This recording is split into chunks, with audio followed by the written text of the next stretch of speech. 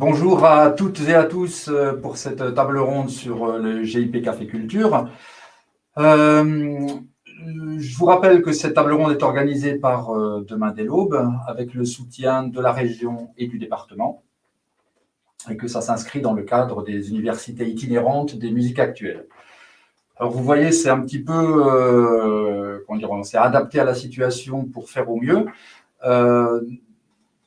Nous sommes 3 sur place, donc Léa Bresson pour Demain dès l'Aube, Muriel Sanchez-Aligné pour le restaurant La Beuradou, et nous avons 2 personnes qui seront en visio, Samia Djitli, qui est la directrice nationale du GIP, et puis Fabrice Richard, qui est le référent à la région Occitanie.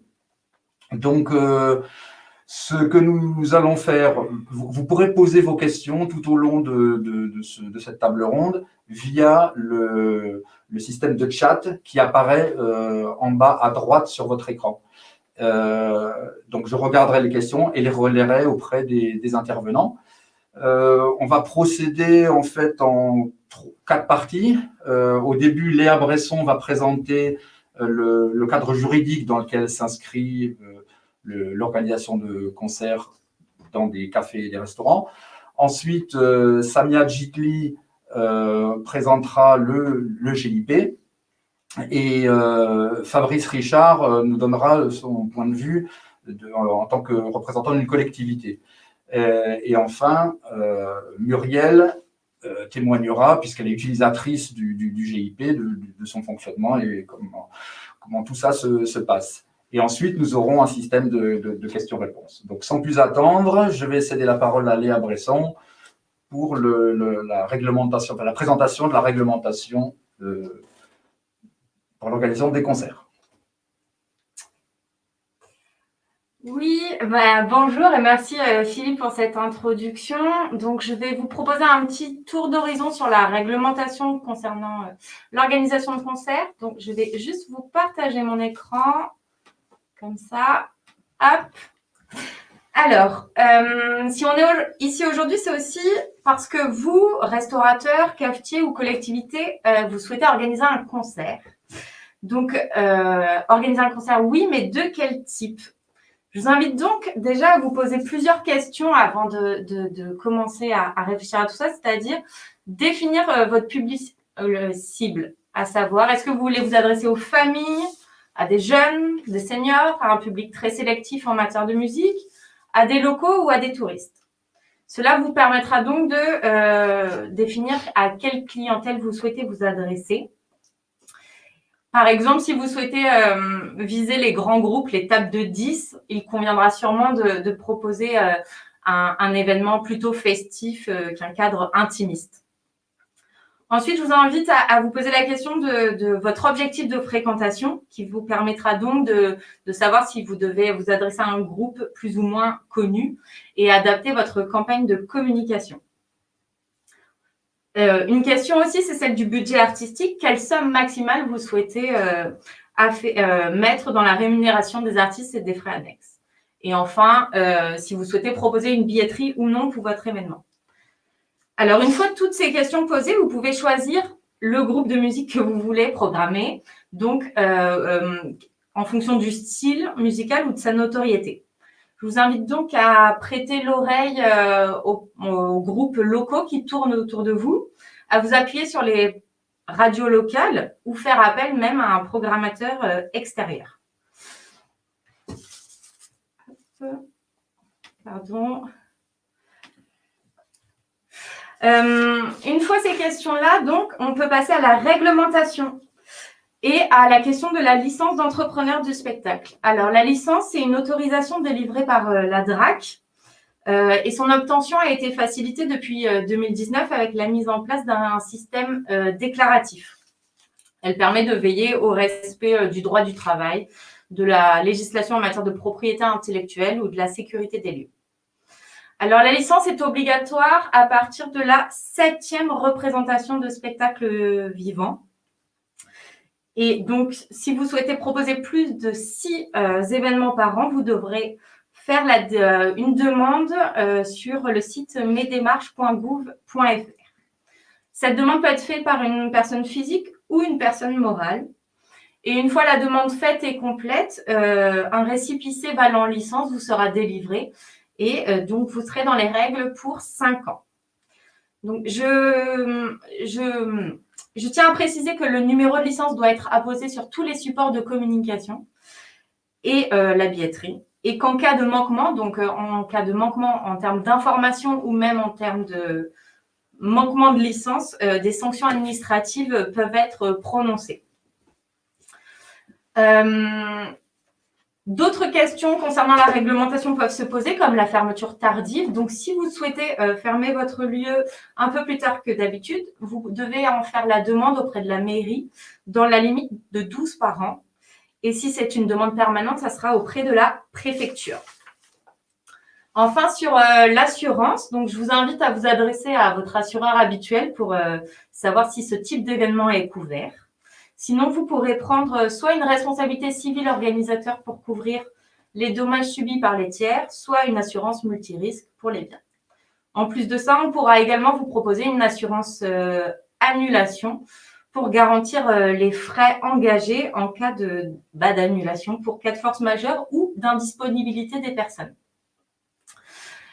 Un petit point sur la prévention, donc toujours avoir la liste des numéros de secours et une trousse à disposition, un service de sécurité à partir de 100 personnes et une attention particulière portée aux nuisances sonores car toute autorisation de tenue de concert ne vaut pas la possibilité d'importuner le voisinage pour excès sonore. Donc attention aux décibels, il faut vraiment en prendre considération, enfin en prendre conscience.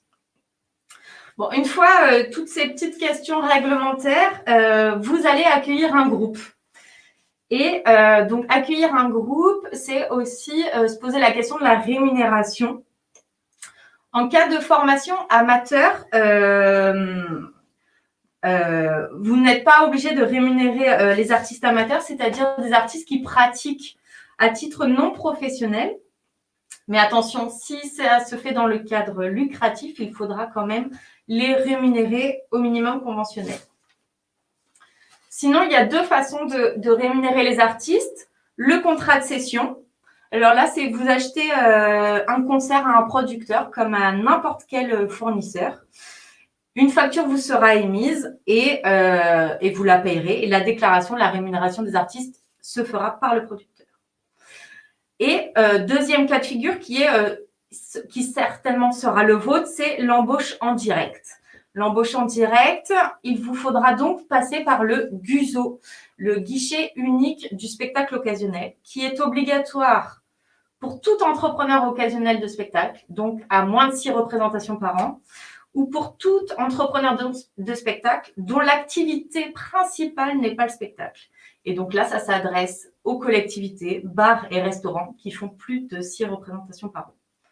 Le GUSO, c'est un système assez simple en ligne qui prend en charge l'ensemble des formalités administratives, contrats, déclarations de cotisation sociale et fiches de paye. Et donc, vous n'aurez plus qu'à payer le net aux artistes et le montant des cotisations au GUSO dans les 15 jours suivant la date de représentation.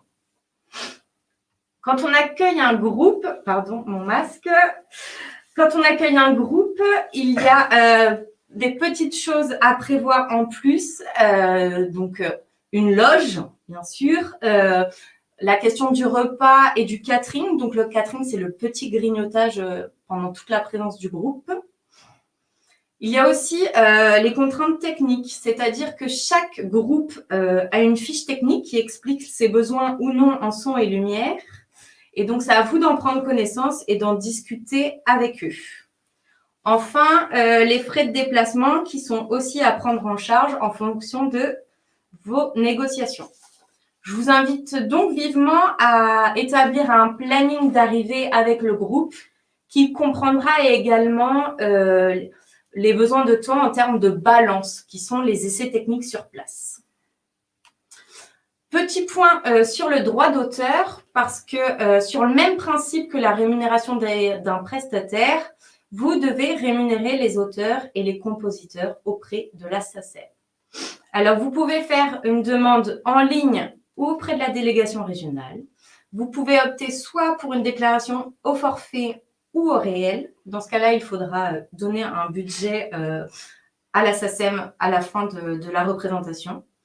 Et je vous invite à vivement anticiper votre demande puisqu'une réduction de 20% vous sera proposée. Dans les 10 jours après le concert, il faudra transmettre le programme des œuvres à la SACEM. C'est un petit feuillet jaune qui est souvent délivré par les groupes. Sinon, le montant de vos droits d'auteur versés iront dans le pot commun et n'iront pas directement aux artistes concernés. Enfin, dernier point, maintenant que vous avez le groupe, la date, il faudra donc communiquer sur votre événement. Donc, vous pouvez proposer un univers graphique avec une campagne d'affichage et commencer à faire parler votre événement par les agendas locaux, en ligne, les radios locales ou les réseaux sociaux. Voilà pour ce petit tour d'horizon sur la réglementation. Bien sûr, pour tous vos projets d'événements, Demain dès l'aube peut vous accompagner et vous apporter plus de réponses en fonction de vos questions. Merci beaucoup. Alors, merci Léa pour ce tour d'horizon de la réglementation lorsqu'on organise des concerts. Après, on est quand même concerné au premier chef par les restaurants et les cafés.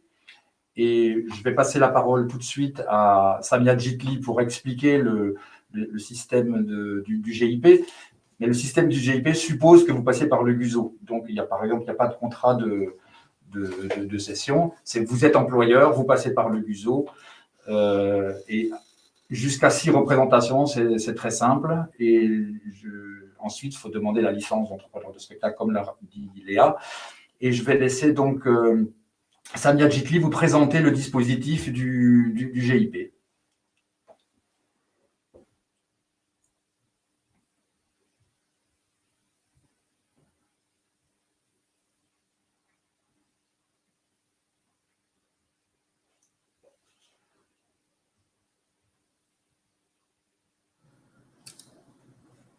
Je me permets d'intervenir pour demander à Samia de rallumer son micro. Merci. Ah oui, pardon, excusez-moi. Bonjour à tous, donc je suis Samia Djitli, directrice du GIP Café Culture. J'étais en train d'expliquer ce que voulait dire GIP, c'est un acronyme qui veut dire Groupement d'intérêt public. Et ce dispositif est né en 2015, initié par le ministère de la Culture, des organisations professionnelles, syndicats de salariés, de syndicats d'employeurs et de quelques collectivités territoriales. Est-ce que vous voyez vous me dites si vous voyez le PowerPoint? Tout à fait. Donc, depuis 2015, ce dispositif qui gère un fonds d'aide à l'emploi artistique en direction des cafés, bars, restaurants, abondé par les collectivités territoriales qui adhèrent à ce fonds d'aide. Donc, tous les fonds proviennent de l'adhésion des collectivités territoriales et de l'État. Évidemment, ces collectivités, ces fonds sont fléchés par territoire adhérent. Hein, donc, avec le financement, l'adhésion de la région Occitanie, on ne va pas financer les bars qui sont dans le Grand Est. Donc, tout ça est très fléché. Donc, pour expliquer comment ça marche. Donc, dès lors, pour reprendre un peu ce qu'expliquait Léa tout à l'heure, notre partenaire principal, c'est le GUSO, le guichet unique du spectacle occasionnel. Donc, dès lors qu'un établissement souhaite faire organiser un spectacle, il doit obligatoirement passer par le GUSO pour pouvoir demander un financement chez nous. Puisque contrairement, enfin, Léa vous parlait de trois types de contrats. Nous, on ne fonctionne que sur les contrats d'engagement. Donc, à partir du moment où il y a engagement direct et donc le café, bar, restaurant et l'employeur, les artistes qui l'accueillent dans son établissement. Donc, ça, c'est extrêmement important. Donc, pour pouvoir en bénéficier, il faut être adhérent, affilié au GUSO. 2, il faut relever de la convention collective des cafés, hôtels, restaurants, être détenteur d'une licence de débit de boisson ou de restaurant et disposer d'une jauge inférieure à 200 places, ce qu'on appelle, qui est donc justifié par une attestation d'ERP qui est catégorisée par type N. Donc, en l'occurrence, on travaille que sur les types N et les catégories 5. Le chiffre 5 correspond à la jauge. Donc là, en l'occurrence, le chiffre correspond à la jauge. Nous, c'est 5 et donc c'est moins de 200 places. Et la lettre correspond à l'activité principale de l'établissement. Donc, en l'occurrence, les N, ça recouvre tous les cafés et restaurants. Les hôtels, c'est O, puisqu'on a une possibilité de faire évoluer, d'accepter des demandes des hôtels et des petits hébergements, mais à la condition que leur ERP soit sous les 2 types N et O et qu'ils aient bien une jauge de moins de 200 places. Je vais essayer d'aller… alors, excusez-moi, donc on est là. Donc, en fait, une fois que le bénéficiaire, le bar doit venir faire sa demande sur notre plateforme, sur notre site Internet. Donc là, je vais passer à comment on fait sa demande. Donc là, vous êtes sur le site Internet du GIP. Vous allez à l'espace bénéficiaire, vous remplissez vous créez un compte. Donc, pour créer un compte, j'espère que on voit bien, créer un compte, dans un premier temps, va consister à mettre le nom de l'établissement et surtout d'avoir son numéro de GUSO. En fait, on ne peut pas créer de compte si on n'a pas de numéro de GUSO. Je vous montrerai derrière, je vais vous montrer comment on va sur le site du GUSO. Donc ça, c'est la deuxième étape. On se crée un compte, on crée un espace personnel. Ce compte, une fois qu'il aura été créé, nous, il arrive dans notre back-office et on vérifie si vous êtes éligible au dispositif. On va partir du principe que vous êtes tous éligibles, mais en fait, si vous n'êtes pas éligible, on revient vers vous pour vous demander des informations un petit peu plus précises ou des documents qui pourraient justifier votre éligibilité. Donc, on ne dit pas drastiquement comme ça, vous n'êtes pas éligible. On revient vers vous pour essayer de comprendre ce qui se passe.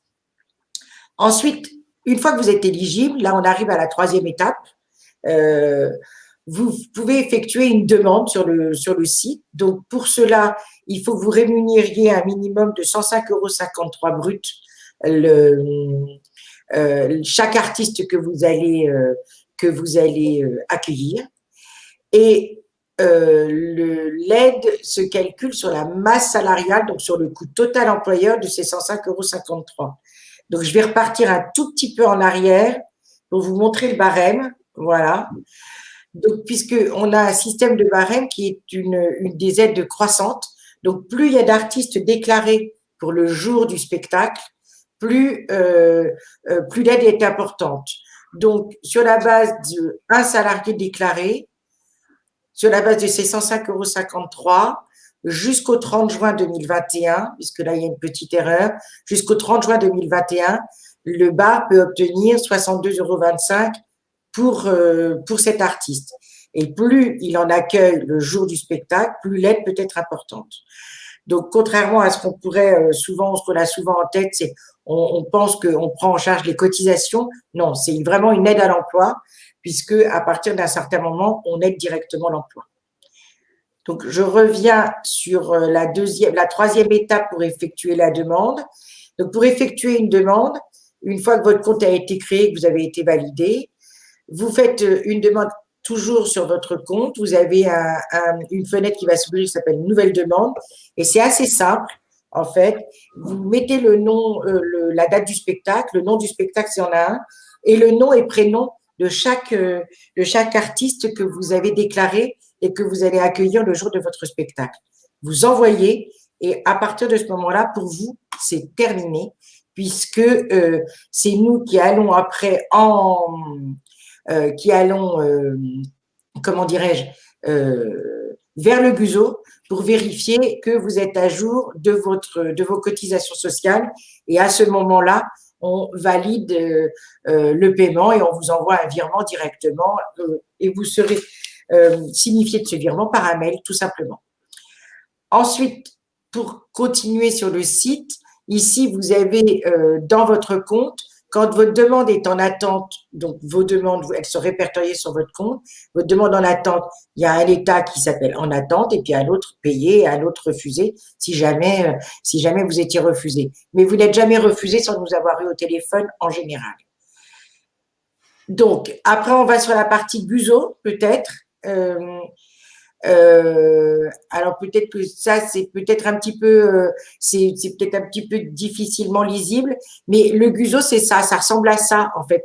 Vous allez avoir une déclaration unique simplifiée qui vous permettra de générer le contrat de travail de vos salariés artistes et techniciens et qui vous permettra à l'issue de payer vos cotisations sociales évidemment.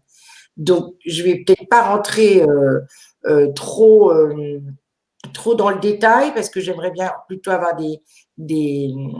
qu'on soit sur un jeu de questions-réponses. Donc, je vous ai expliqué comment a été financé déjà le fonds d'aide. Et rapidement, ça c'est la petite cartographie du fonctionnement. Et tous ces documents vont pouvoir être à votre disposition. Évidemment, on pourra vous les envoyer. Voilà, dans un premier temps, ce que je peux vous dire pour une présentation rapide du dispositif. Voilà. Alors, et puis j'attends vos questions pour pouvoir rentrer dans un jeu de questions-réponses parce que c'est en général comme ça que ça marche le mieux, en fait. Oui, alors merci beaucoup, Samia. Alors, il y a déjà quelques questions qui arrivent, mais je ne sais pas si vous préférez qu'on pose directement les questions maintenant ou qu'on groupe les questions après. Pardon. Ah, ça, c'est à votre convenance. Alors, une question là. Oui, on peut peut-être commencer, comme ça va aussi détendre les gens qui se posent des questions et qui peut-être se demandent comment les poser, etc. Donc, on va faire ça c'est très pragmatique les questions là. Hein. C'est par exemple, est-ce que ça marche aussi pour les techniciens? Un groupe arrive, ils sont 3 musiciens, un technicien. Est-ce que la prise en charge éventuelle peut se faire aussi pour le technicien? Oui, à partir de 2 artistes déclarés, on peut déclarer un technicien. Mais c'est un technicien sur l'ensemble des artistes. Hein. D'accord. Vous voyez 2, 6 ou 10, c'est un technicien possible. D'accord. Là, j'avais également une question sur le type de qu'est-ce qui est considéré comme une représentation. Par exemple, là, il y a quelqu'un qui est plasticien qui dit si je fais une exposition de peinture dans un restaurant, par exemple, est-ce que je suis concerné par ce dispositif ou pas du tout? Ça ne concerne que le spectacle vivant. Non, ça ne concerne uniquement que le spectacle vivant.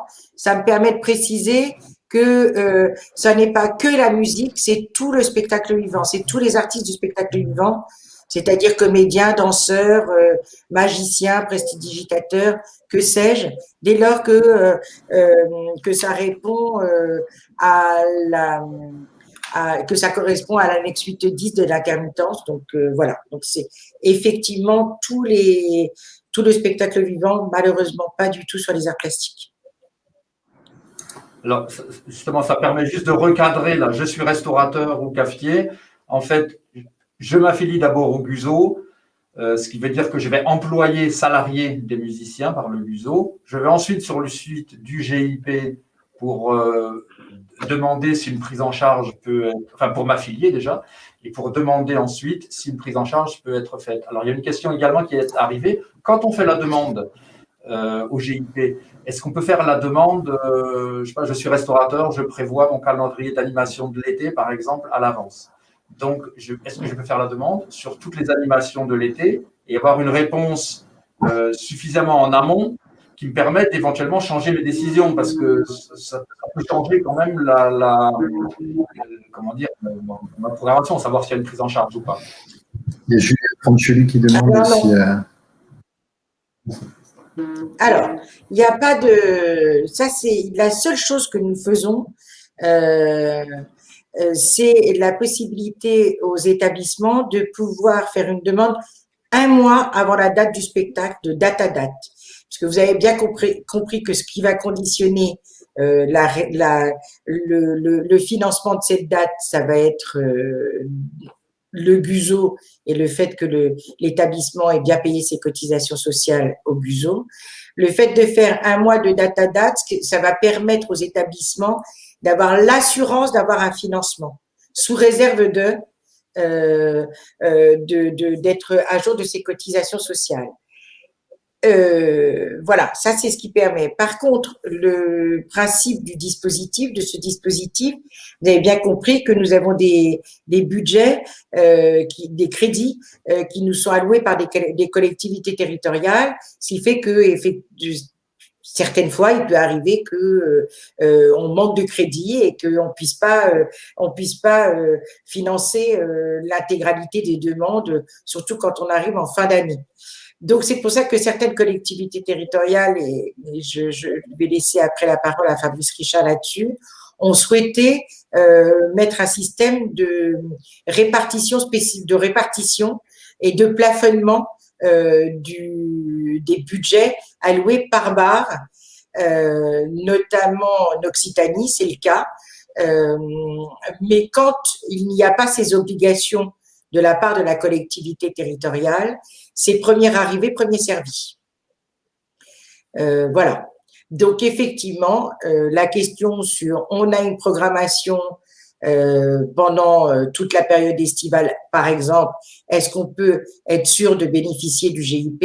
La réponse est va être une réponse un peu normande.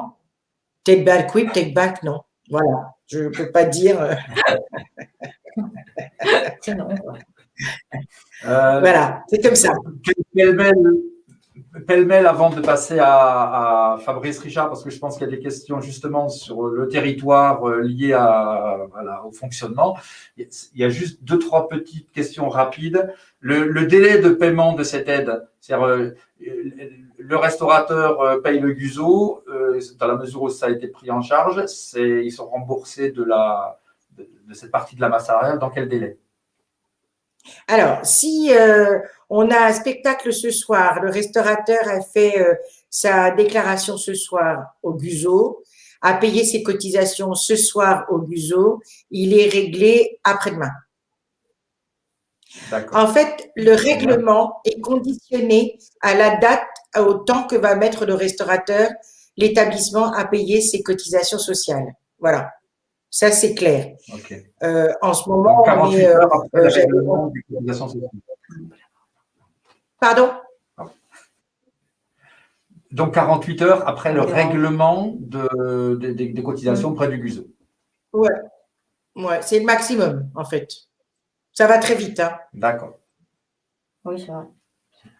C'est pour me rassurer. Autre question ponctuelle, un camping qui a moins de 200 places et a un service de restauration. Est-ce qu'il peut bénéficier du système ou pas? Non, a priori non, puisque vous avez bien compris, ou j'ai peut-être été un peu trop vite dans la présentation des établissements, des critères d'éligibilité, et un camping, un des critères, c'est les ERP, donc établissements recevant du public, et nous, on est sur des nomenclatures de type N catégorie 5, ce que ne peut jamais être un camping. Donc, pour l'instant, le dispositif n'est pas ouvert au camping.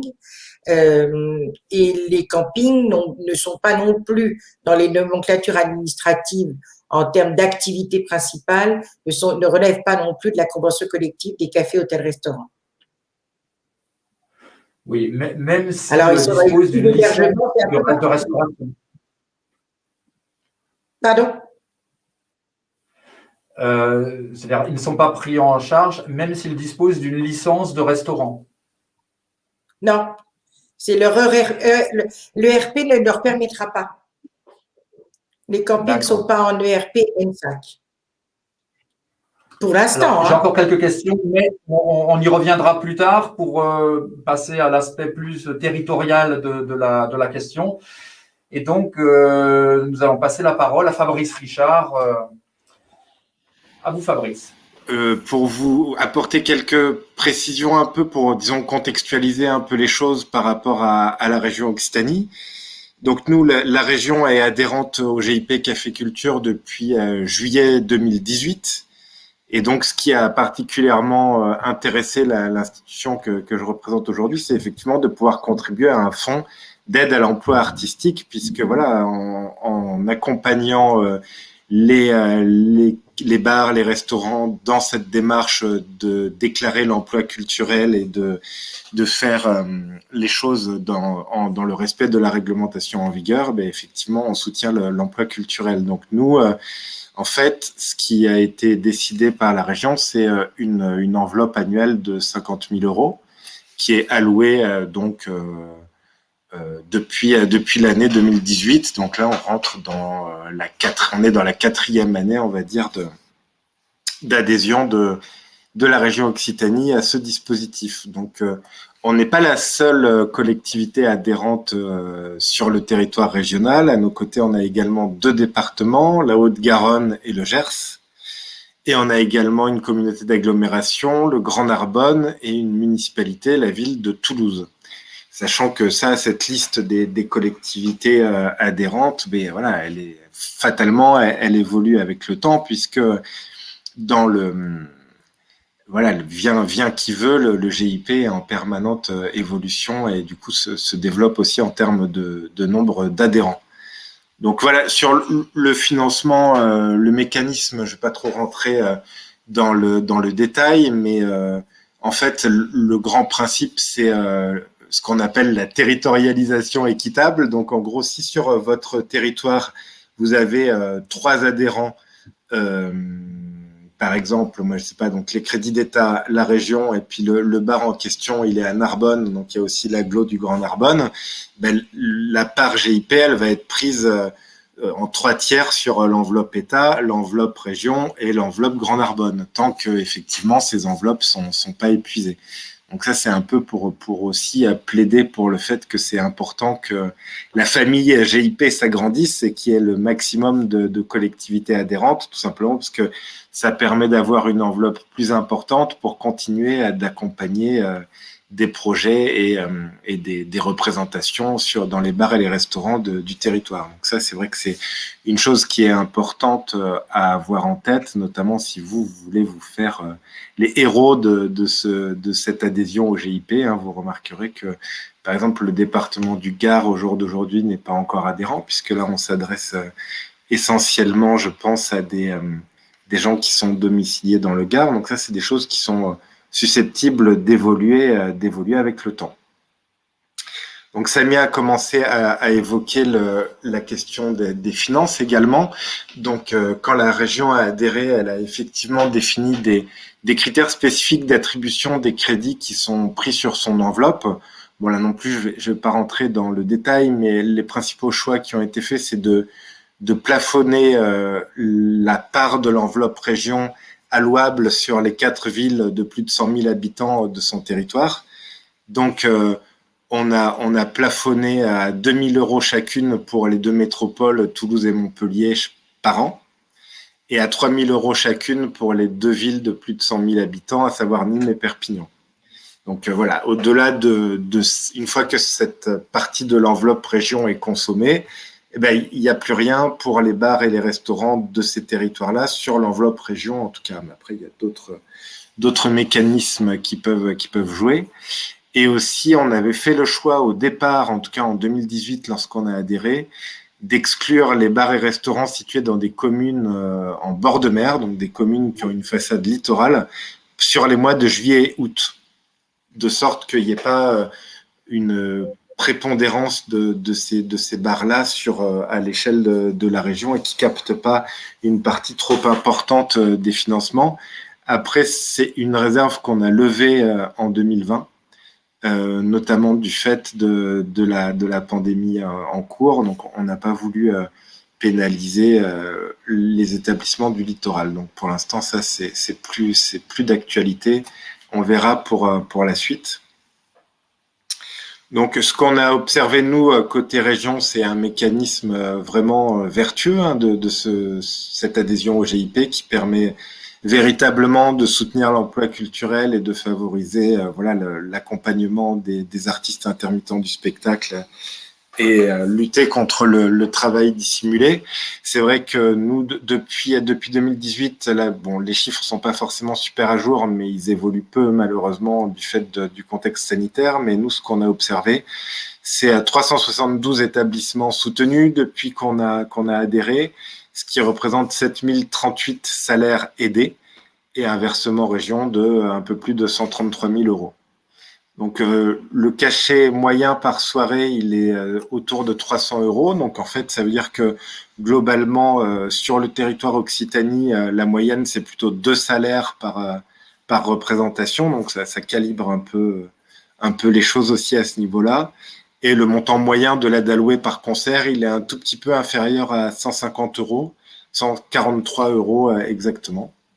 Et après, souligner encore une fois, comme l'a dit Samia, que la grande souplesse de gestion que permet le GIP et le caractère assez automatique finalement de l'instruction des demandes qui sont faites, et également la grande réactivité du GIP par rapport aux usagers, aux cafetiers, aux restaurateurs, aux hôteliers qui peuvent avoir recours à ces services. C'est vrai que c'est extrêmement rapide pour toucher l'argent si on est éligible à une aide du GIP. Après, bon, je ne vais pas rentrer plus dans le détail que ça au niveau de la région. C'est vrai qu'on arrive à toucher des établissements dans les 13 départements d'Occitanie. Après, évidemment, dans des proportions extrêmement variables. C'est vrai que des départements comme les Pyrénées-Orientales, la Lozère ou le Lot sont peut-être ceux qui émargent de moins au GIP. Et on observe vraiment une grande... C'est de très loin la Haute-Garonne qui est le département le plus utilisateur, on va dire, suivi par l'Hérault et des départements comme l'Aude et le Gers qui sont également très, très bien placés. Mais voilà, malgré tout, il y a quand même des aides qui ont été allouées sur les 13 départements de la région Occitanie. Donc, il y a sans doute des choses à faire comme un peu ce qu'on fait aujourd'hui, c'est-à-dire des démarches un peu de communication en direction des professionnels et des collectivités pour faire mieux connaître ce dispositif du GIP et l'intérêt de la démarche, de sorte qu'il y ait davantage de collectivités adhérentes et davantage une enveloppe d'autant plus conséquente à redistribuer sur le territoire de l'Occitanie. Mais en tout cas, c'est vraiment une expérience, quitte à me répéter, extrêmement vertueuse et un bilan très positif que l'on en tire au niveau de la région.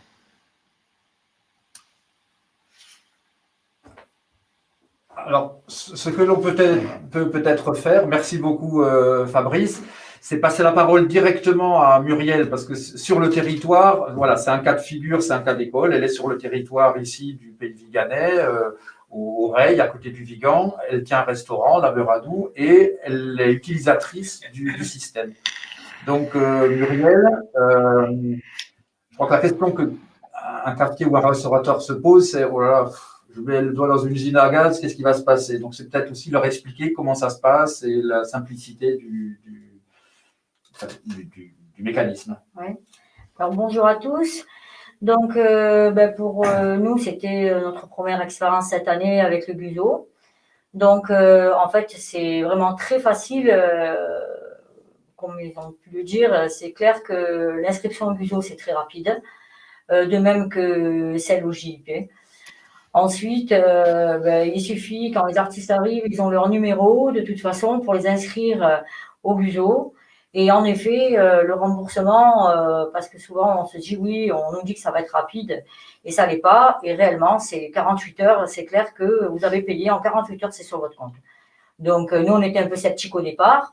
Et finalement, ça nous a aidé à faire venir chez nous des groupes un peu plus importants, et faire travailler aussi les gens de la région, parce que c'est vrai qu'on se dit on va pas pouvoir, on a toujours la peur de la prise de risque de dépenser sans avoir la clientèle suffisante.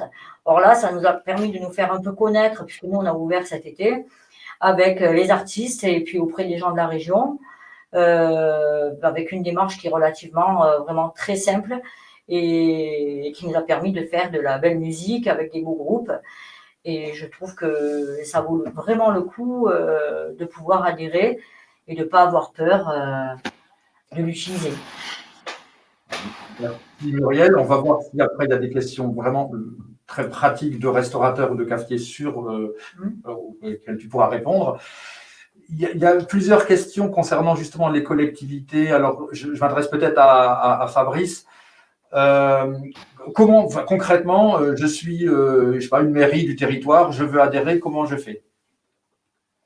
Et est-ce qu'il y a un montant minimum, par exemple, pour adhérer, pour que ça fasse sens? Alors moi, mon conseil, c'est d'appeler Samia. Si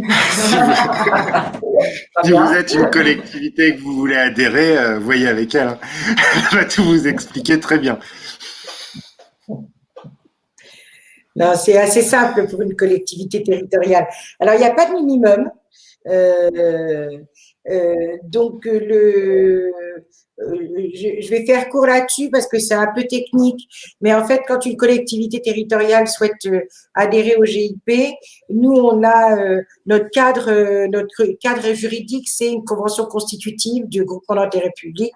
Donc, la collectivité territoriale, pour adhérer, passe, donc au-delà du fait qu'il n'y ait pas de minimum, passe par une étape assez simple, qui est la délibération par la collectivité de son assemblée délibérante, dans lequel il y a trois mentions. Un, la validation de l'adhésion au groupement d'intérêt public, ça c'est une chose. Deux, le montant de la contribution. Pour préciser sur une contribution égale donc les crédits qui vont abonder le fonds d'aide. Donc sur une contribution, 10% de cette contribution vont financer le fonctionnement du GIP et 90% revient sur le territoire évidemment puisque ça vient abonder le fonds. Et trois, c'est effectivement la notion de la nomination des représentants de la collectivité à nos instances et à notre gouvernance. Voilà. Et c'est vraiment, ça se fait assez rapidement. C'est très simple, en fait. Voilà, et la seule chose qu'on peut préciser aussi, c'est éventuellement s'il y a des conditions spécifiques d'attribution de l'enveloppe quand on veut adhérer. Alors peut-être c'est plus vrai quand c'est à l'échelle d'une région que quand c'est à l'échelle d'une commune où il y aura peut-être moins de conditions spécifiques d'attribution des fonds, mais c'est aussi à ce moment-là qu'on doit fixer un peu ces règles-là. Absolument. Et c'est effectivement en fonction c'est l'échelle d'une collectivité en fait qui va permettre.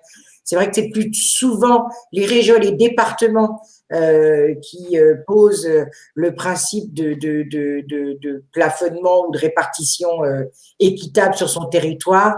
À l'échelle d'une commune, c'est un petit peu moins, surtout sur les communes de moins de 10 000 habitants, entre 20 et les moins de 20 000 habitants, il y a moins de ces questions de répartition ou de plafonnement. Voilà.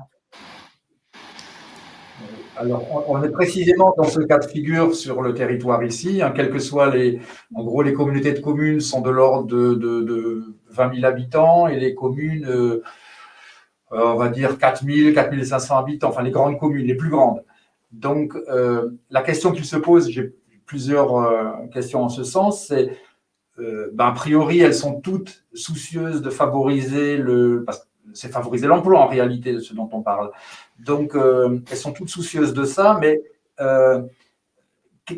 comment dire, la question qu'ils se posent, c'est à partir de quelle hauteur ça a du sens, de leur contribution, sachant qu'on est dans des territoires économiquement assez difficiles. Enfin bon, on ne veut pas pleurer, mais disons que voilà, est-ce que, je sais pas, je vois des chiffres qui défilent, est-ce que c'est 2000, ça a du sens? Est-ce qu'il y a un minimum pour que la contribution fasse sens sur un territoire comme le nôtre ou pas? Alors, pour répondre à cette question, je vais d'abord faire un petit point. Aujourd'hui, le GIP gère des crédits qui vont de 500 € à 500 000 €, en gros. Hein. Donc, on a des collectivités qui arrivent, qui sont venues sur la base des 500 € parce qu'elles font ce qu'elles peuvent. Après, sur la manière d'évaluer ce qui serait qui pourrait correspondre à un besoin sur un territoire, ben c'est une espèce d'état des lieux, c'est-à-dire que s'il y a plusieurs établissements sur un territoire, qu'il y a une régularité, on peut, avec la collectivité, moi, c'est du travail que je fais souvent avec les collectivités, on évalue le montant. Mais voilà, et il faut aussi préciser que quand une collectivité adhère au GIP, une collectivité territoriale adhère au GIP, elle a forcément un complément de la moitié de son adhésion la moitié de son adhésion est complétée par des financements du ministère de la Culture.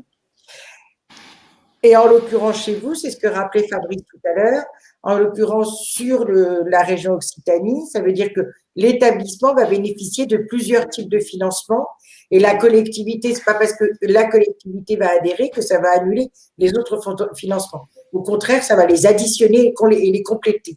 Ce qui va permettre notamment sur une collectivité à l'échelle d'une commune, forcément, de pouvoir bénéficier du financement de l'État, de la région, si son département a adhéré du département, si elle est dans une collectivité, une communauté d'agglo, de la communauté d'agglo. Donc, ça veut dire que forcément, pour les établissements de la commune en question, il va y avoir un budget beaucoup plus important alloué au bar par le fait qu'il y ait ces poupées gigognes de financement et de financement complété.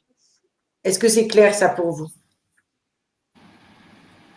Alors, c'est parfaitement clair et je ne vois pas de questions arriver qui montreraient une incompréhension. Donc, en gros, plus une collectivité locale, même petite, abonde au fond, en fait, le montant qu'elle met va se démultiplier par l'adjonction justement des autres bailleurs de fonds, enfin d'autres contributeurs au Fonds national. C'est bien ça.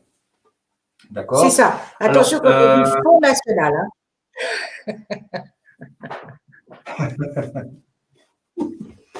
D'accord. Alors, là, il y a des questions pêle-mêle qui arrivent. Alors, est-ce qu'une performance artistique peut être prise en compte? Donc, j'imagine que c'est, par exemple, un peintre qui, en live, fait une performance et va être salarié. Et donc, c'est de toute façon la condition. Hein, c'est qu'il soit salarié via le GUSO. Il n'y a pas d'autre alternative, de toute façon. C'est une question. Il n'y a pas d'autre alternative. Il n'y a pas d'autre alternative que de passer par le GUSO. Et une fois de plus, les peintres, malheureusement, ne sont pas éligibles, non pas, ils ne sont pas éligibles au GIP, c'est que leur statut social ne permet pas d'être dans une éligibilité au GUSO. Parce qu'en général, les peintres n'ont pas accès à l'intermittence, notamment. D'accord. Mais donc, pour revenir, parce que je crois que Muriel relayait aussi cette question-là, ça concerne, vous l'avez dit tout à l'heure, ça concerne aussi bien les musiciens que les techniciens, dès lors qu'il y a au moins 2 musiciens, mais que les danseurs, clowns, magiciens, etc. Et sans distinction de qualité, c'est-à-dire qu'il n'y a pas de labellisation, comme certaines subventions, par exemple, sont conditionné par un catalogue d'artistes dans lesquels on peut piocher, sinon ça ne marche pas. Là, c'est liberté totale pour le restaurateur et le cafetier d'embaucher qui le veut. On est bien d'accord. Absolument. C'est l'autre aspect de ce dispositif et de la manière dont en fait, on est vraiment GIP, c'est un organisme de gestion et qui n'a absolument aucune évaluation, que ce soit esthétique, artistique. On n'est pas du tout dans ce système-là. C'est pas du tout un label, puisque ce qui a présidé à la création de ce dispositif, comme l'a rappelé Fabrice, c'est aussi d'être dans une dynamique vertueuse. Donc aujourd'hui, un bar en bas de chez vous organise une fois un spectacle, il répond aux 3 critères dont j'ai parlé tout à l'heure, a priori, il peut avoir un financement. Et puis, ne plus jamais revenir faire de demandes parce qu'il l'aura fait qu'une fois. Voilà. Donc, il y a vraiment, c'est pas un label, c'est très ouvert. C'est plutôt un système universel que voilà. Le seul critère qui nous importe, c'est la déclaration de l'artiste, le paiement des cotisations sociales, et la déclaration de l'artiste et des techniciens, le paiement des cotisations sociales. Voilà. D'accord. Alors, lié à ça, donc c'est vraiment une aide à l'emploi à proprement parler. Hein. Donc, question liée à l'emploi. Bonjour, quid des chargés de production ou d'administration? Est-ce qu'une rémunération est possible ou bien c'est une facturation à part de la boîte de prod qui serait ou non prise en charge pour l'interrogation?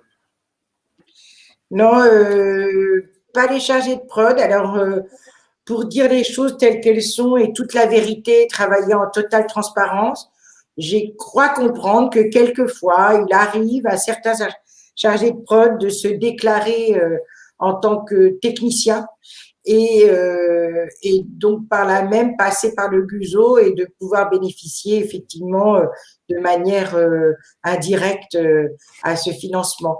Mais si vous voulez, nous, il faut que vous compreniez que nous, on voit ce que l'établissement nous déclare et on voit ce qui a été déclaré aussi au GUSO. On est en interprétabilité. Donc, si à un moment donné, un chargé de prod s'est déclaré chez nous en technicien, mais qui s'est déclaré auprès du GUSO en chargé de prod, eh bien, on va nous pas le prendre en charge puisque, voilà. Donc, nous, non, a priori, pas les chargés de prod. Mais on sait qu'il y a des petits contournements à cette question-là. Voilà. Très bien. Je crois que les intéressés auront compris. Une question sur un établissement de 4e catégorie avec une jauge à 262. Ça, c'est la jauge en temps normal. En période de contraintes sanitaires, cette jauge passe sous les 200. Donc, comment est-ce que vous adaptez votre dispositif aux mesures en vigueur en ce moment? Non, on n'adapte pas. Un ERP en 4e catégorie ne sera jamais recevable, quel que soit l'environnement et malheureusement, cette crise sanitaire, il n'y aura pas d'adaptation puisque c'est conventionnel chez nous. Voilà. Donc, on reste sur nos critères habituels, même en cette période. La chose que nous avons adaptée pendant cette période de crise sanitaire, au-delà de ce que vous a dit Fabrice sur la région Occitanie, on a réajusté le montant du barème où pendant toute la période de la crise sanitaire, donc depuis le mois de mars 2020 jusqu'au 30 juin 2021, on a rehaussé les pourcentages de prise en charge. C'est-à-dire que d'ordinaire, on est sur des prises en charge à 1 ou 2 musiciens à 26%. Je vous fais d'ordinaire. Et là, aujourd'hui, on est à 39%. Et ça, c'est ce qu'on a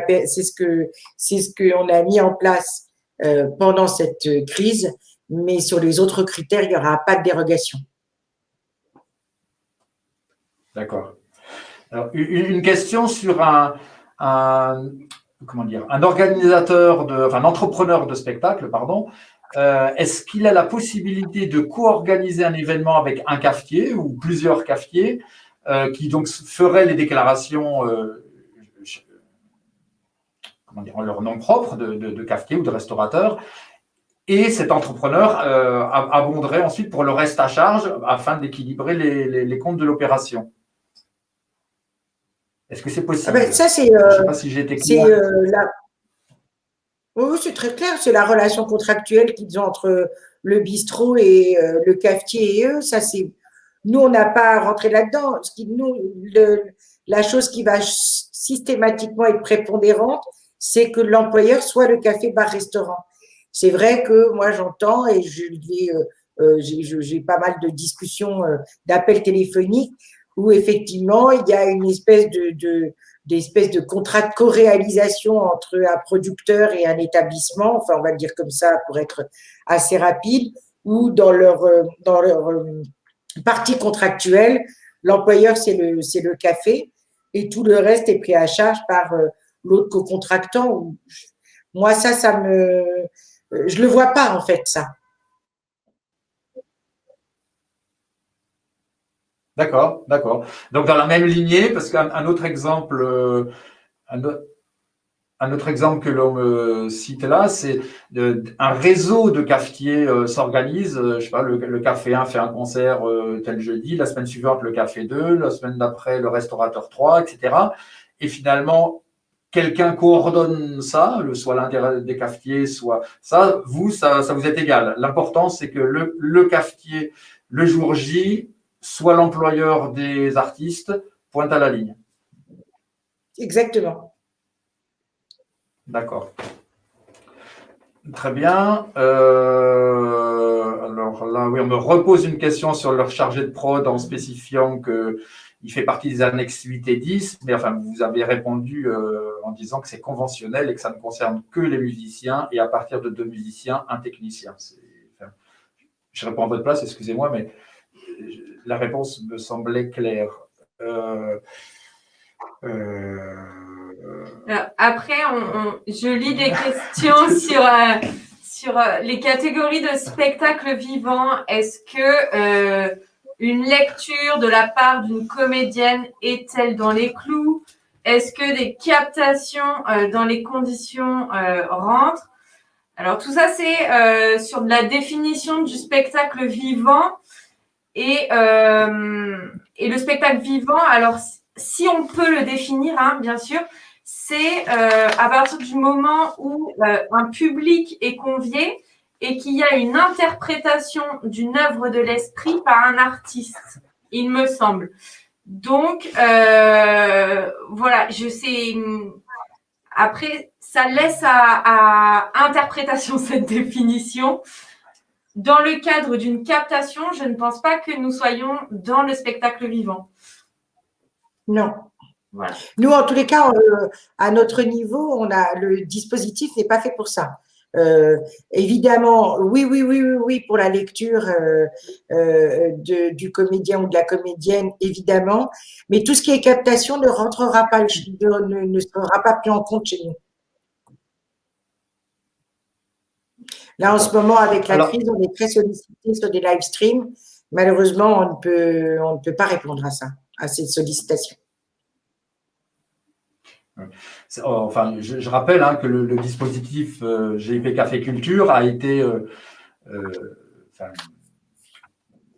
monté avec le syndicat des restaurateurs et des cafetiers. Donc, c'est vraiment aussi, c'est une façon de, enfin, en gros, si on parle simplement, de sortir de l'économie du black qui concerne beaucoup de lieux qui font de l'animation. Et c'est pour que ça se transforme en emploi. Voilà, c'est aussi simple que ça. Hein, enfin, me semble-t-il. C'est en tout cas la compréhension que j'en ai. C'est peut-être Alors, absolument une question, d'accord. Alors, une question aussi qui revient, c'est que, bon, bien sûr, nous organisons avec Demain dès l'aube cette table ronde, sachant qu'aujourd'hui, bah, aucun des établissements ne peut recevoir personne. Donc, le remboursement, enfin, vous dites que le remboursement éventuel, la prise en charge peut se faire jusqu'à la fin juin, mais au jour d'aujourd'hui, de toute façon, il n'y a pas de remboursement possible puisqu'il n'y a pas de débours, puisqu'il n'y a pas de concert. Donc, c'est juste une remarque, mais je dis aux gens, pour avoir utilisé aussi enfin, être passé par le dispositif avec 2 groupes de musique, c'est que l'adaptation à la situation sanitaire, ça a été justement d'augmenter la part de remboursement de la masse salariale c'était au 31 décembre en 2020. Et puis que tant qu'il reste de l'argent dans le fonds, de toute façon, le remboursement continue. Et quand il n'y a plus d'argent dans le fonds, ça s'arrête. Donc, ça prend en compte naturellement le moment où on a le droit d'ouvrir son restaurant ou son café. Il y a une question également sur ça émane d'artistes. Que se passe-t-il si le café ou le restaurant, finalement, ne règle pas le GUSO, qui est le déclencheur du remboursement, etc. Je crois qu'on a du vécu derrière cette question. Mais l'employeur n'est pas payé, en fait. Il n'a pas de financement. Si le GUSO n'est pas payé, il n'y a pas de financement, en fait. C'est aussi simple que ça. Voilà. Et concernant ses droits, parce que je crois que dans sa question, il y a ses droits, parce que lui, apparemment, reçoit le net, mais après, la machine s'arrête. Donc, qu'advient-il de ses droits? Ça, j'imagine que la question a posé à Pôle emploi plus qu'au GIP Café Culture.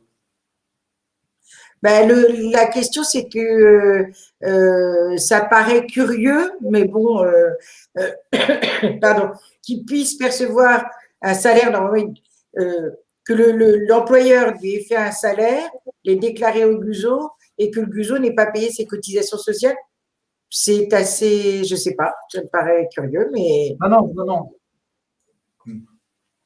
Non, pardonnez-moi, j'ai été flou dans ma façon de retranscrire la question. C'est l'employeur qui finalement s'arrête au moment de la déclaration au GUSO pour une raison inconnue. Le GUSO n'a pas reçu de la part de l'employeur le montant des charges et donc il se demande ce qu'il advient, son cachet va-t-il compter en clair ou pas? Ah là, effectivement, ah oui, pardon, alors j'avais pas compris. Alors là, c'est un autre problème. Alors donc, bon, évidemment, nous, on n'intervient pas. On ne peut pas intervenir, évidemment, si les cotisations ne sont pas à jour. Par contre, c'est là un retour du salarié vers l'employeur ou un retour du salarié vers son Pôle emploi, parce que si effectivement son cachet ne peut pas être pris en compte parce que les cotisations n'ont pas été payées, ça rentre dans un autre circuit qui nous échappe, nous, évidemment, en tant que GIP, mais effectivement, dans ces cas-là, ce salarié doit voir avec son Pôle emploi de référence pour que ça remonte vers le GUSO et donc vers l'employeur in fine. C'est un autre trajet. Hein. En tous les cas, à notre niveau, il sera pas financé. L'employeur ne sera pas financé. D'accord. Je vois. S'il y a une autre question, si une résidence est organisée, une résidence d'artistes privée dans un bar, et que donc le bar souhaite rémunérer les artistes pour cette résidence, peut-on demander une aide au GIP? Non, alors, là, ça mérite précision. Si dans la notion de résidence, on entend répétition, non. Si dans la notion de résidence, c'est imaginons que ce soit des concerts ou des spectacles qui soient donnés sur un temps donné tous les jours, pourquoi pas, mais si c'est de la répétition, non. Ça, c'est sûr que non. Nous, on ne finance que ce qui est en spectacle, hein. Donc en situation de représentation. Hein. Voilà. Pour compléter ce que dit Samia, de toute façon, le GUSO ne prendra en charge de déclaration que s'il y a représentation finale. Donc, vu que le GIP est lié au paiement des cotisations via le GUSO, la première démarche à faire, c'est de voir si votre projet correspond aux conditions imposées par le GUSO. Voilà. Alors, ça n'a pas été compris là. Oui. Attends, parce que il y a pas mal de questions là qui défilent concernant. Enfin, c'est une précision que quelqu'un donne sur pour faciliter les démarches des artistes auprès de Pôle emploi. il faut déclarer au GUSO en cachet et non en nombre d'heures. Donc, évidemment, c'est quelqu'un qui a utilisé le système et qui s'est confronté à ça. Donc, c'est plutôt un tuyau qu'une question. J'ai de la buée sur mes lunettes et j'ai un peu de mal à lire les questions. Léa, oui, je vais reprendre le relais. Alors, il y a une question, mais je pense que je vais pouvoir donner la réponse. C'est en tant que bar, restaurant, est-ce qu'il est obligatoire d'avoir une licence d'entrepreneur du spectacle pour prétendre au dispositif? Donc, tout à l'heure, Samia a répondu en disant que vous pouvez… Pardon, allez-y, Samia. Non, mais vous aviez fait vraiment la présentation sur les obligations. Nous, la licence est demandée à partir du 7e du 7e spectacle organisé dans l'établissement. Donc, on est complètement on respecte ce règlement. Donc, toute demande par un établissement à partir du 7e, on demandera sa licence. S'il n'a pas sa licence, on l'accompagne, ça nous arrive assez souvent, à obtenir, à faire la démarche pour obtenir cette licence, et on suspend son financement. Jusqu'à obtention de la licence, et on peut prendre du coup rétroactivement des demandes qui auront été faites pendant cet intermédiaire. Très bien, merci. Très bien. Là, je crois qu'on a fait le tour. On reste vraiment dans le strict cadre des questions liées au GIP Café Culture, parce que ça commence à déborder un peu sur les questions. Il y en a une. Est-ce que toutes les périodes sont prises en compte?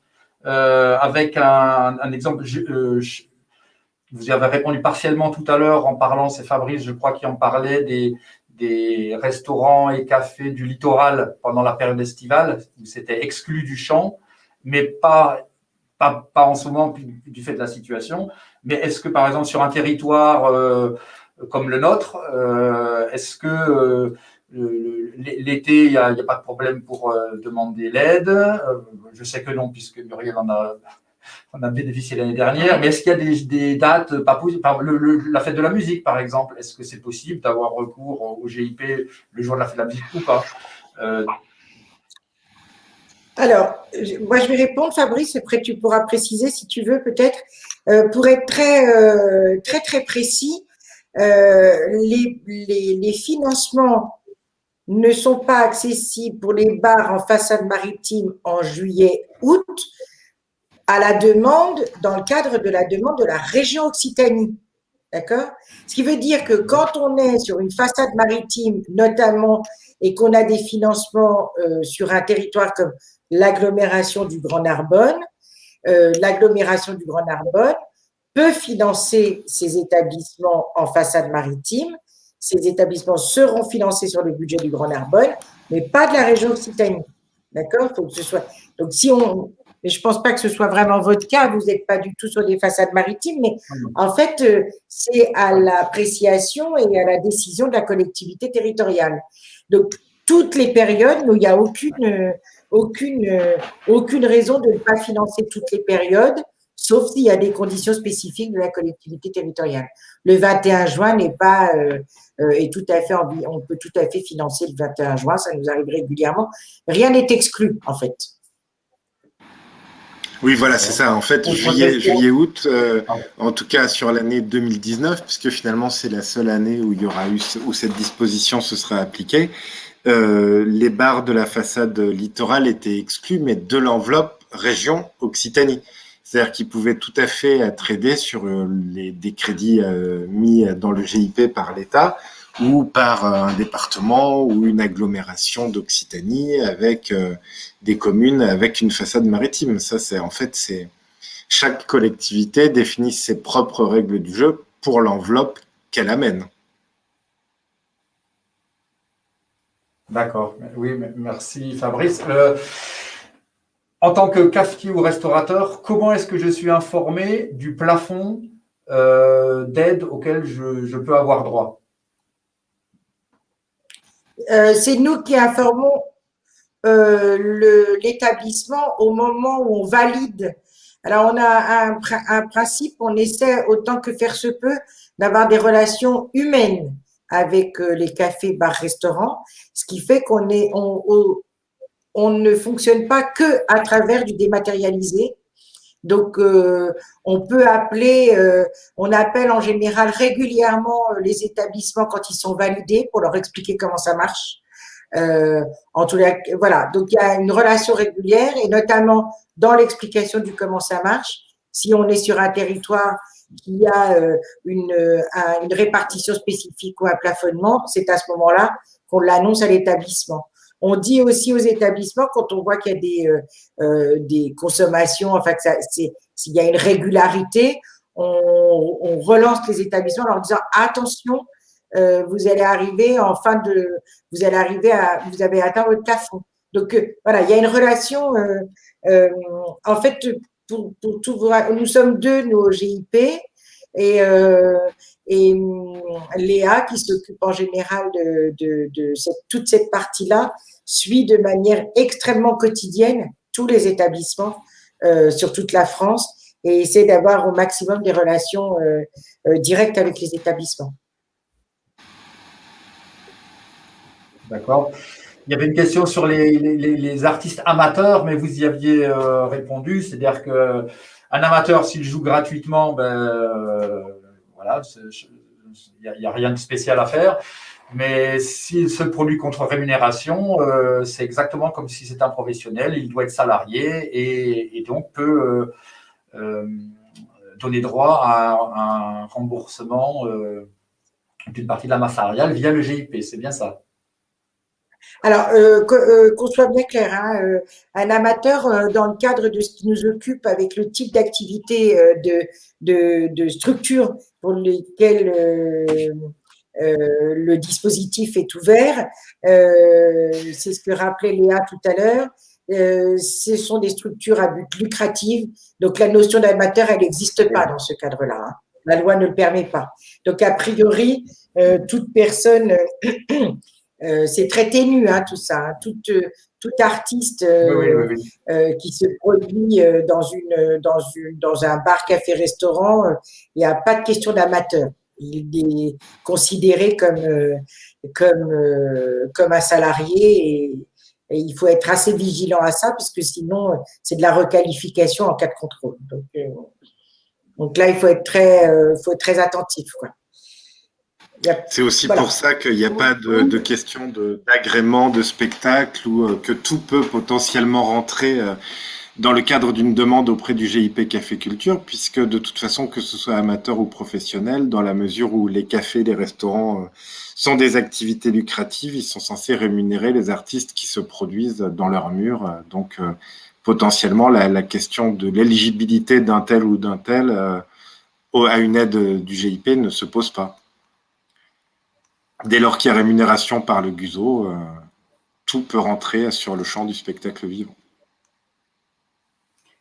Oui, c'est ce que je précisais tout à l'heure sur le cas des pratiques amateurs, hein, c'est que de toute façon, il existe une présomption de salariat et qu'en plus, le cadre lucratif oblige à rémunérer les artistes au minimum conventionnel, qu'ils soient professionnels ou qu'ils soient amateurs. Donc, voilà, dans tous les cas, il faudra rémunérer les artistes en présence. Très bien. Il y a plusieurs témoignages et questions liées au côté sympathique des personnes du GIP, dont on en a la preuve cet après-midi. Mais plusieurs personnes disent effectivement, c'est très simple, on appelle, ils nous répondent, tout se passe, enfin, c'est très simple et Muriel confirme aussi. Donc, n'ayez pas peur de les contacter en direct. Et justement, le plus simple, c'est peut-être d'aller sur le site internet, donc www.gip-café au pluriel, culture au pluriel.fr. Et ça répondra à beaucoup de questions d'entre vous qui demandaient le téléphone, l'adresse mail, et puis une simulation, par exemple. Peut-on faire une simulation avant de s'engager, etc. Ça, directement sur le site, vous avez une simulation qui vous donne le nombre de musiciens et l'aide à laquelle vous pouvez prétendre. À titre d'exemple, un groupe de 5 musiciens, si vous les rémunérez 100 € net via le GUSO, ça vous coûtera en gros 900 € en tout en tant que qu'employeur, et vous pouvez prétendre à un remboursement donc de, je crois, 65%, ça doit faire 530 € à la louche, donc ça vous coûte 370 € en réel. Vous me confirmez, Samia? Alors donc du coup, effectivement, pour être encore plus précise, sur le site, il y a des liens. Il y a un lien qui s'appelle présentation. Et là, vous avez dans la présentation ce que je vous ai rapidement montré en écran partagé. Et vous avez le barème. Donc, ça va vous permettre effectivement de pouvoir avoir exactement la conversion en euros de ce à quoi vous pourrez prétendre. Et une petite précision, sur le slide de la présentation que vous avez faite, Léa, il n'y avait pas notre site. J'ai vu qu'il y avait plusieurs sites de référencés. Je trouve que ce serait pas mal de le mettre si vous pouvez. Oui, bien Comme sûr, ça, je le rajouterai, bien sûr. Si, Comme vous ça, voilà. présentiez un document. Voilà. Ah, Et si je il vais y a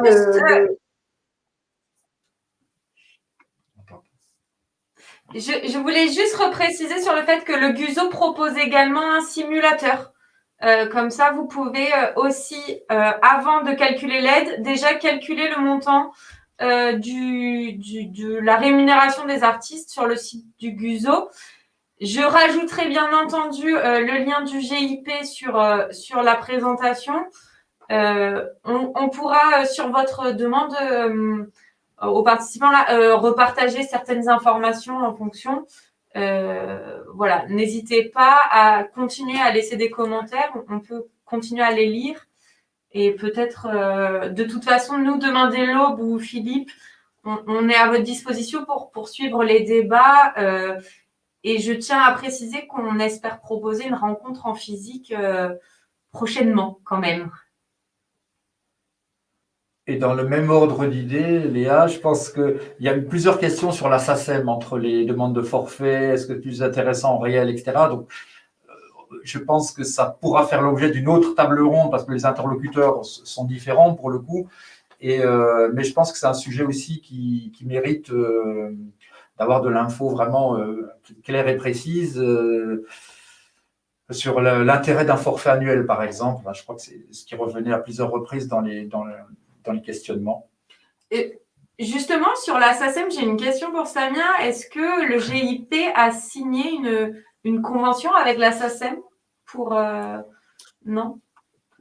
Non. Alors, non, on n'a pas de convention spécifique avec la SACEM sur cette question-là. Par contre, on est en train de réfléchir. Bon, ça a été un peu suspendu du fait de la crise sanitaire. La SACEM est un de nos partenaires financiers, mais à titre du fonctionnement, pas du tout du fonds d'aide. Et l'idée, c'est effectivement de voir avec la SACEM comment on peut évoluer de ce partenariat qui est essentiellement axé sur le fonctionnement du GIP, de voir comment on peut aller plus loin et avoir un travail commun avec la SACEM, notamment sur toutes ces questions d'information, parce que la question de la SACEM arrive systématiquement dans tous les débats, toutes les tables rondes qu'on peut faire sur la présentation du GIP. Donc, commencer à voir avec la SACEM pour qu'elle participe à ce genre de rencontre. Donc, je suis ravie que vous envisagiez ça en présentiel dès qu'on peut. Et après, effectivement, aller plus loin pour voir comment est-ce que il pourrait à l'avenir avoir un fléchage des établissements qui passent par le GIP et qui pourraient éventuellement bénéficier ou de certains accords qu'on pourrait avoir avec la SACEM. Mais on en est au début de cette histoire-là.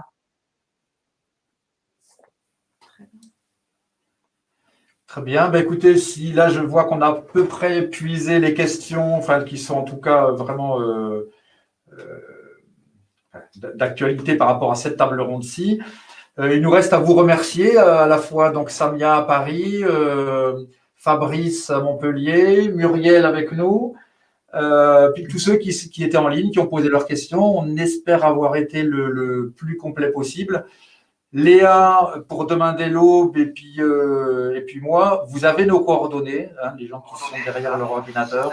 Vous avez la moindre question pratique sur le sujet, on se propose en tout cas d'y répondre, de recueillir les éléments pour y répondre.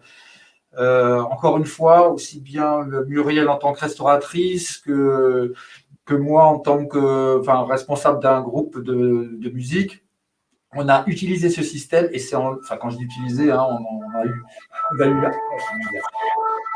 de malicieux là-dedans, on a bénéficié de ce système, voilà, pour pouvoir travailler et c'est simple, c'est nickel et on s'est dit mais c'est dingue, c'est quelque chose. Pourquoi on n'en parle pas plus sur notre territoire? On vit là et en fait, il n'y a qu'à la Beradou où on a pu rencontrer le cas de figure en réel, et c'était toujours ailleurs, loin, dans d'autres lieux, et on se dit qu'il y a quand même un moyen de développer le spectacle vivant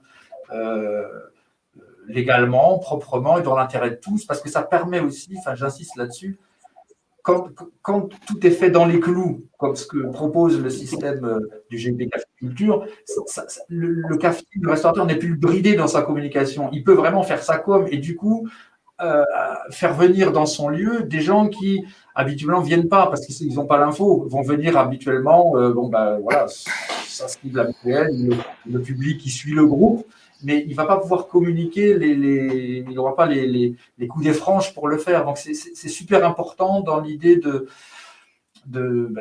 développer son commerce, quoi. Et la raison aussi pour laquelle on n'a pas voulu